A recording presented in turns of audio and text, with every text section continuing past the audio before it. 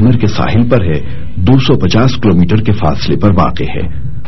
ترکوں کے دور میں شہر ایک دیوار میں محصور تھا جسے دیوار مدینہ کہا جاتا تھا۔ مختلف ناموں سے اس دیوار میں کئی دروازے تھے۔ ریلوے لائن کے ذریعے شہر دمشق اور استنبول سے ملا ہوا تھا۔ یہ شہر سطح سمندر سے 600 کلومیٹر بلند ہے۔ گرمی میں یہاں درجہ حرارت 48 ڈگری سینٹی گریڈ تک پہنچ جاتا ہے۔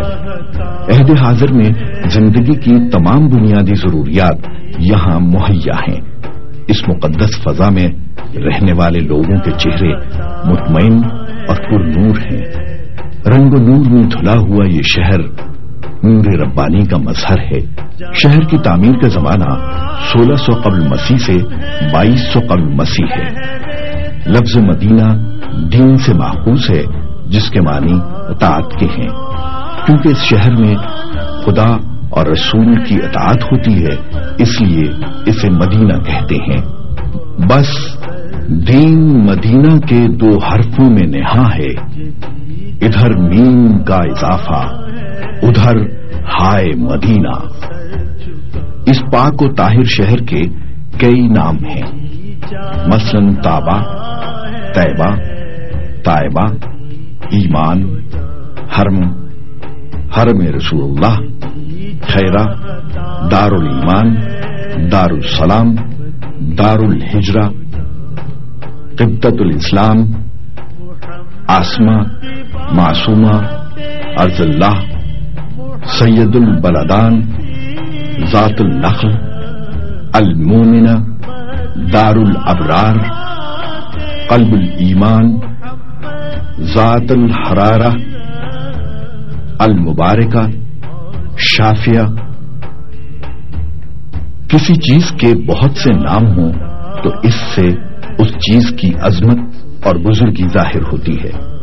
المدینہ، طابہ، المسکینہ اور طیبہ کا ذکر تورات میں بھی موجود ہے۔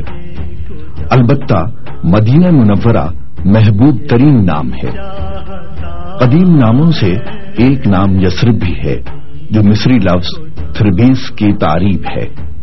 یثرب کے معنی غم اور علامت کے ہیں۔ حضرت صلی اللہ علیہ وسلم نے اس نام کو ناپسند فرمایا ہے۔ جمع الفوائد میں ہے کہ جس نے مدینہ کو یثرب کہا اسے اپنے رب سے توبہ کرنی چاہیے۔ ہجرت کے لیے سرزمین مدینہ منورہ کا انتخاب ہو چکا تھا اور آپ یہ دعا فرمایا کرتے تھے کہ الہی وہاں ہجرت کی توفیق عطا فرما جسے تو پسند کرتا ہو۔ جب یہ مشہور کن خبر اہل مدینہ تک پہنچی کہ سرکار دو جہاں مدینہ کو منورہ بنانے تشریف لا رہے ہیں تو عاشقان رسول صلی اللہ علیہ وسلم کے لیے یہ دن کسی عید سے کم نہ تھا۔ ان کی آنکھوں کی روشنی دوبالا ہو گئی، چہرے نور ایمان سے دمک اٹھے، دل کی دھڑکنوں نے وقت کی رفتار کو بہت پیچھے چھوڑ دیا، مسرت و انبساط کی نہریں ہر چہرے پر عیاں تھی۔ معصوم زبانوں پر محبت رسول اللہ سے ربریز یہی نغمہ جاں فضا تھا۔ مضطرب دل اور بےتاب نگاہیں مکہ کی طرف سے آنے والے تمام راستوں پر بچھی ہوئی تھیں۔ صبح سے اٹھی ہوئی یہ مشتاق نظریں نہ جانے کتنی مایوس شاموں کی نظر ہو گئیں۔ دھوپ کی حدت بڑھتی تو اہل مدینہ واپس گھروں کو لوٹ آتے، مگر ان کے دل اپنے حبیب صلی اللہ علیہ وسلم کی راہ میں گم رہتے۔ کئی دنوں تک قسمت ان پر مہربان نہ ہوئی۔ ضبط کے بندھن ٹوٹا ہی چاہتے تھے کہ اچانک ایک یہودی نے اس قدسی صفت قافلے کو پہچان لیا۔ وہ پکار اٹھا، اہل عرب لو، تمہیں جن کا انتظار تھا وہ شاہ دو عالم آ گئے۔ اہل مدینہ کیف و سرور سے جھوم اٹھے۔ تاجدار کائنات کے استقبال کے لیے اہل مدینہ ہتھیار سجائے اپنے گھروں سے نکل آئے اور راستوں پر دوڑ پڑے۔ انتظار کی گھڑیاں ختم ہو چکی تھیں۔ سرکار دو عالم صلی اللہ علیہ وسلم اہل مدینہ کے درمیان تھے۔ وفور جذبات سے ان کی آنکھیں اشک بار تھیں اور ہونٹ وقف تشکر تھے۔ برق مدینہ آفتاب رسالت کی کرنوں سے جگمگا رہا تھا اور اہل محبت کے عقیدت بھرے دلوں کو منور کر رہا تھا۔ بچوں تک میں مسرت کی لہر دوڑ گئی تھی۔ مدینہ سے 3 میل دور جس بستی میں آپ نے قیام فرمایا اسے قبا یا عالیہ کہتے ہیں۔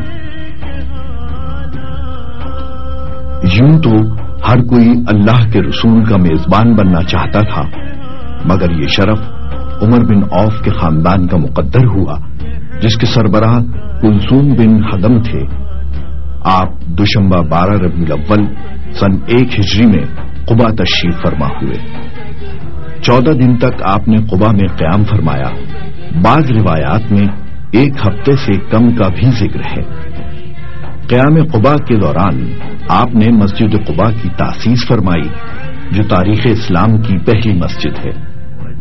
آپ نے بنفس نفیس صحابہ کرام رضی اللہ تعالی عنہما کے ساتھ مسجد کی تعمیر میں حصہ لیا اور قیام قبا کے دوران آپ اسی مسجد میں نماز پڑھاتے رہے۔ آنے والے دنوں کی تاریخ رقم ہو رہی تھی۔ آپ کے نقش قدم روشن منزلوں کے جگمگاتے سنگ میل بن گئے۔ قبا میں قیام کے دوران وہ تاریخی لمحہ بھی آیا جب آپ نے سفر مدینہ کا عزم فرمایا۔ یہ جمعۃ المبارک تھا۔ الفار کے قبائل پیش قدمی کے لیے حاضر تھے۔ شمع رسالت کے پروانے نعرے تکبیر لگاتے ہوئے آپ کے ہمراہ تھے۔ قبا سے مدینہ تک راستے کی دونوں جانب مشتاقان دید آپ کی ایک جھلک دیکھنے کے لیے بےتاب تھے۔ راستے میں ہر شخص اور ہر قبیلہ اپنی عقیدت، ثروت، خدمت اور محبت کا اظہار کرتا۔ آپ ہر شخص کو دعا دیتے ہوئے آگے بڑھ رہے تھے۔ چلتے چلتے وادی کے بطن میں مقیم دار بنی سالم کا محلہ آیا، جہاں قبیلہ بنی سالم بھی مقیم تھا۔ جمعے کا وقت ہو چکا تھا۔ تاریخ اسلام میں جمعے کی پہلی نماز اسی جگہ پر ادا کی، اور وہاں مسجد اب بھی اسی دور کی یاد دلاتی ہے۔ مسجد جمعہ اسی تاریخی مقام کی یادگار ہے۔ آپ نے اس مقام پر بلیغ خطبہ دیا اور اہل ایمان کے دلوں کو منور کر دیا۔ اس پرشکوہ اجتماع کے بعد سوئے بطحا سفر جاری ہوا۔ راستے بھر رخ انوار کی زیارت کے لیے ہر ایک نظر بے چین تھی۔ دار بنو سعدہ اور دار بنو حارث میں آپ کا فقید المثال استقبال کیا گیا۔ جس نے بھی حضور کو ٹھہرانے کے لیے التجا کی، آپ کا ایک ہی جواب تھا، میری ناقہ من جانب اللہ معمور ہے، جہاں حکم خداوندی ہوگا وہیں ٹھہرے گی۔ ایمانی قوت سے لبریز کارواں چلتے چلتے مدینہ پہنچا تو بنی نجار کی معصوم بچیاں دف بجا کر ان استقبالیہ اشعار کے ساتھ شکر خداوندی بجا لائیں۔